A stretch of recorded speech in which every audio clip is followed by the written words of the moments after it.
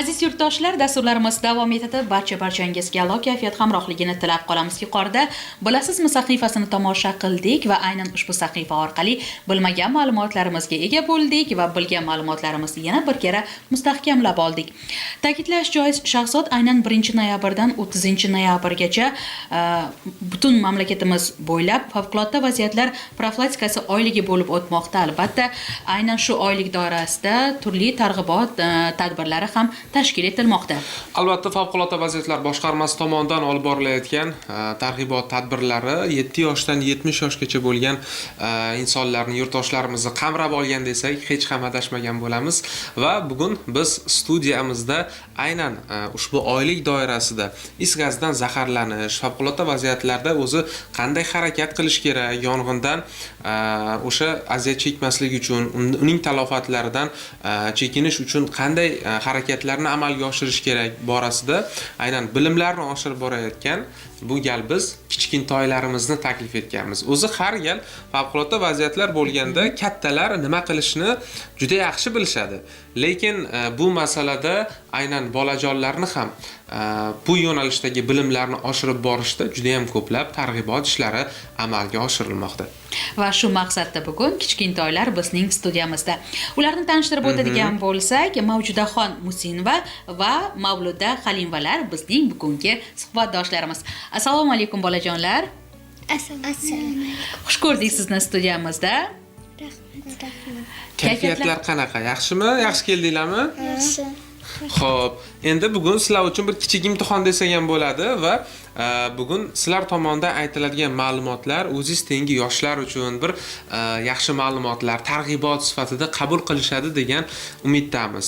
Xo'p, umuman o'zi mana Mehriniso is gazi dedik, yong'indan o'sha to'g'ri harakatlanish. Umuman o'zi ko'p ma'lumotlarni ijtimoiy tarmoqlarda uchratamiz, televizorda tomosha qilamiz, ma'lumotlarni o'qiymiz. Xo'sh, bu yo'nalishda o'z bolajonlar qanday bilimga ega ekan? Bilasizmi, bu borada bolajonlarimiz ham ancha ma'lumotga ega bo'lishlari kerak, chunki aynan ular o'sha maktablarda turli tadbirlar tashkil etiladi, mutaxassislar tomonidan kelib ularga tushuntirish ishlari amalga oshiriladi va qolaversa ular uchun albatta ajoyib multfilmlar ham taqdim etiladi.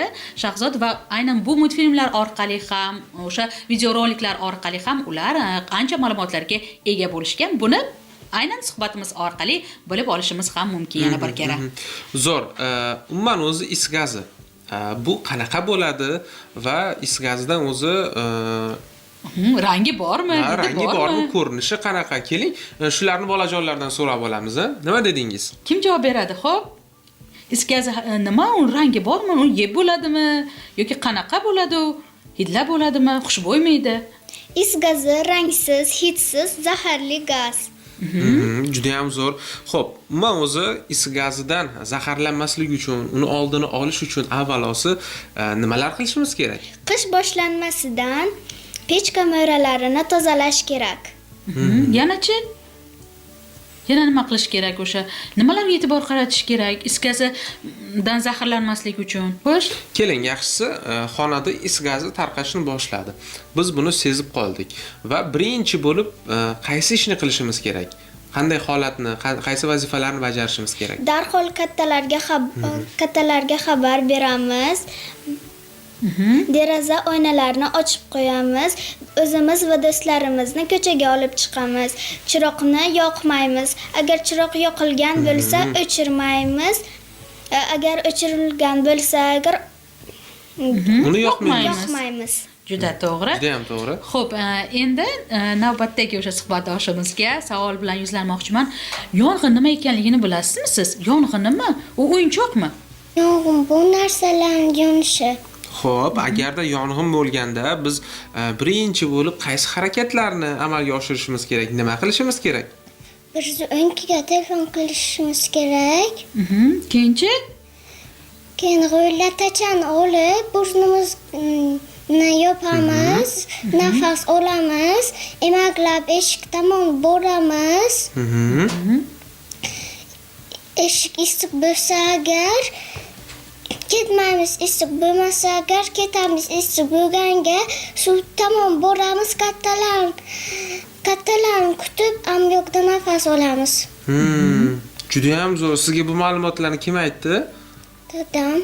Dadangiz juda ham zo'r. Mana shunaqa o'zi oilada kattalar yoshlarni har sohada o'sha bilimli bo'lishida faqatgina qilma qo'yma emas, balki Xuddi o'sha tibbiy jihatdan ham yoki bo'lmasam ilmiy jihatdan asoslab imkoni bo'lsa, o'zlari ushbu holat yuz berganda yoki uyda shunaqa bir o'yinlar tashkil qilib, birgalikda farzandlariga yanada yaqinroq bo'lishlari, bu jarayonlarni tushuntirishlari darkor bo'ladi. Bilasizmi? Bu yo'nalishda aynan favqulodda vaziyatlar o'sha xodimlarni ham o'rni alohida deb o'ylaymiz. Xuddi shunday. Chunki kattalarga to'g'ri yo'nalish berish, har holda bilgan bilimlarni yana bir karra eslatib borishlari bu mana shunday yosh avlodni ham o'z yo'nalishida bilimli, har qanday holatda harakat qila oladigan, vaziyatdan chiqib keta oladigan avlod qilib shakllanishga yordam beradi. Xuddi shunday to'g'ri ta'kidlab o'tdingiz. Xo'p, yana savollar bilan yuzlanadigan bo'lsak, aytingchi, misol uchun o'sha qish mavsumida olib qaraydigan bo'lsak, o'sha paypoqlarimizni yoki kiyimlarimizni gaz pechi yonida quritish yoki o'sha gaz oldida quritish, ularni joylashtirish mumkinmi? Yo'q. Yo'qmi? Yo'q. Gugurt bilan o'ynashchi? Gugurt bilan o'ynash ham mumkin emas. Nima uchun o'ynasak bo'ladi-ku? Agar o'ynasak nima bo'ladi? Yong'in chiqishi mumkin. Kattalardan tashqari yana kimlar gazni yoqishi mumkin? Bizga ham mumkin-a? Sizga ham mumkinmi? Ovqat pishirish, choy qaynatish, gazni yoqib. Yo'q. Qaysi payt mumkin bo'ladi? O'smir yoshda yoki o'smir yoshdan katta bo'lganimizda mumkin. Juda ham zo'r, minnatdormiz. Xo'sh, o'zingiz kabi tengdoshlaringiz ham tomosha qilishyapti sizni. Nima maslahat bergan bo'lardingiz? Gugurt bilan o'ynamang. Gaz bilan o'ynamang. Gaz bilan o'ynasangiz agar yong'in sodir chiqadi. Shularga e'tibor qilishsin-a? Xo'p, sizda ham do'stlaringiz uchun, tengdoshlaringiz uchun qandaydir bir tavsiyalar bormi? Ular nimaga e'tibor qaratish kerak ko'proq? Kechqurun gazni yoqib uxlamaslik kerak. Yanachi? Is gazini sezsangiz darrov 112 ga qo'ng'iroq qilish kerak. Rahmat deymiz. Minnatdormiz sizlarga. O'qishingizga omad, rivoj tilaymiz. Hamisha ota-onalarni aytganini qilib yurasizlar degan umiddamiz. Mana shunaqa mehrisob bugun o'sha har gal kattalar bilan suhbat boshqacha bo'lar, lekin kichkintoylarning samimiy suhbati, ulardan eshitgan ma'lumotlarimiz bola tilini bola tushunadi deganlardek o'ylaymizki, tengdoshlari ham foydali ma'lumotlarga ega bo'lishdi.